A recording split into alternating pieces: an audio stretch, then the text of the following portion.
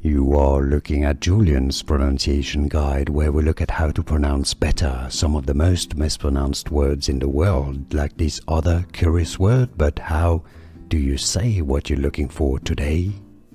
Let's learn how to pronounce this name, famous for being the name of many galleries, art galleries, owned by Larry. If you want to learn more names from arts, confusing pronunciations, make sure to stay tuned and skip until the end of the video.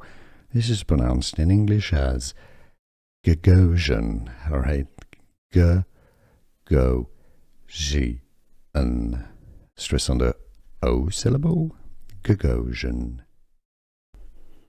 Let's learn how to pronounce this name, famous for being the name of many galleries, art galleries, owned by Larry. If you want to learn more names from arts, confusing pronunciations, make sure to stay tuned and skip until the end of the video.